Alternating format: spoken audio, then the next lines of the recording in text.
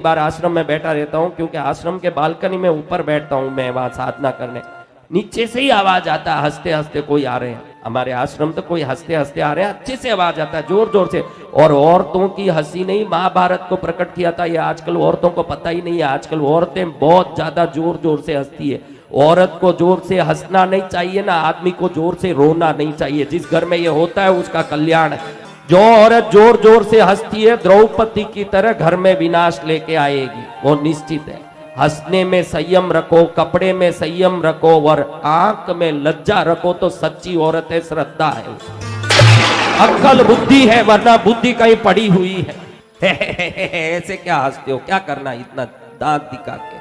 दिखाना है तो अपना सतीत्व दिखाओ, पतिव्रता का महिमा दिखाओ।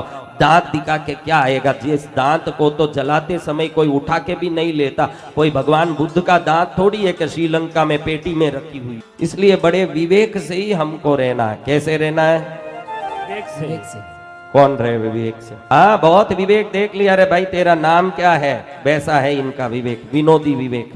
क्या विवेक है? हाँ, औरतें यहाँ जितनी संयम से बैठी है, जितनी यहाँ संस्कार से बैठी है, सच्ची में इतनी संस्कार वाली थोड़ी है। इनको पूछता हूँ, इसमें आधी औरतें, पौन औरतें, 90% औरतें जब पति के साथ घूमने जाएगी तो यही कपड़ा पहनती है क्या? पूछता हूँ, पहले जवाब दे दे, फिर मैं मान लूं कि इनकी औरतों ये 10-15 होगी जो हाथ उठाती है, यही कपड़ा पहने। जीन्स पैंट पहन लें, टी शर्ट पहन लें, कूलिंग ग्लास पहन लें, पति के साथ जाएं कुल्लू मनाली। कहाँ? कुल्लू मनाली जाएं। तू गया कुल्लू मनाली? नहीं गुरुदेव। मैं कार्यक्रम करूंगा, तुझे बुलाऊंगा, आ जाना। मैं ही सब जगह बुलाऊंगा, नहीं तो तुम तो जा नहीं पाओगे। तुम कब काशी आते हैं? तो गुरु महाराज की कृपा हो गई। सत्य वचन मेरे गुरुदेव। इस जन्म में नहीं आते तुम काशी।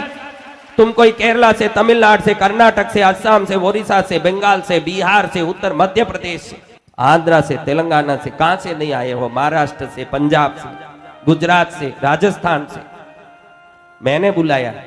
आपको एक बात बताऊं कि आप जब कुल्लू मनाली जाते हो, मैं देखता हूं बच्चा बताता है कि ये अपनी वही है चंदना बेन। कि कौन है चंदना बेन? है तो चंदना भाई दिख रहा। नहीं नहीं, ये तो पैंट शर्ट पहनी हुई है तो औरत। अरे ला तो दिखाओ। कूलिंग ग्लास पहनी हुई है, पति के कंधे में हाथ डाल के ऐसे खड़ी है और फेसबुक में अपलोड किया है ये फोटो। किस में? फेसबुक में अपलोड किया है। नीचे I am with my husband in Kullu Manali. क्या लिखा है? I am with my husband in Kullu Manali. हाथ जोड़ के बोलता हूं बहनों, इसको 364 लोगों ने लाइक किया है। कितने लोगों ने? 364 लोगों ने लाइक किया। हर एक को दिखाती है, देखो मेरा पोस्ट का 364 लाइक हुआ, मेरा पोस्ट का 364 लाइक हुआ। मैं हाथ जोड़ के महिला समाज को कहना चाहूंगा कि जिस औरत को 364 आदमी लाइक करता हो वो रांड ही हो सकती है, सती नहीं हो सकती। जिसको लगे कि मुझे 364 आदमी लाइक करना चाहिए, जरूर वो अपनी पति की नहीं हो सकती। पति के सिवाय कोई लाइक करने की जरूरत ही नहीं। जो तो पति की बन गई है तो पति के चरण में तेरा हर प्रकार का सुख मिलता रहे, ये समझ आ जाए तो आज की जो ये फोन, ये मोबाइल, ये सेल्फी, ये फेसबुक, इनका भी उद्धार हो जाए ना, तुम्हारा भी उद्धार हो जाए। जब तक दोनों का उद्धार होना नहीं है। और तुम अपनी पत्नियों को फेसबुक में ये सब फोटो डालने दो ही मत। उसका श्रृंगार का, वो ऐसे खड़ी है। कोई औरतें हैं कांच में ऐसे खड़ी होके कंगा लगा रही है, उसका फोटो खींच के फेसबुक में I am in beauty parlour, I am in beauty parlour.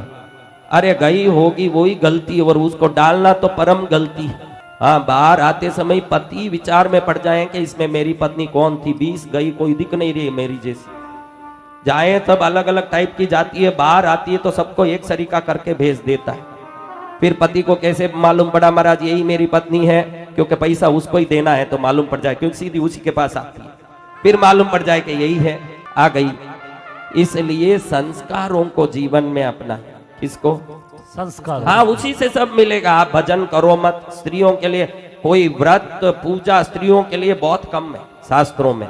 उनके लिए तो अपने परिवार के बच्चों का, पति का पालन और संस्कार सहित जीवन इतना कर लिया तो जो विशिष्ट रूप से ऋषियों ने, वशिष्ठ जी ने, विश्वामित्र, भरद्वाज, मार्कंडेय, अगस्त्य आदि ऋषियों ने जितनी तपस्या करके सिद्धि पाई, अनुसुईया देवी ने तो खाली अपने पतिव्रता से सूर्य को कह दिया कि तुझे उगना नहीं चाहिए और सूर्य वहीं टिक गया, उगा नहीं।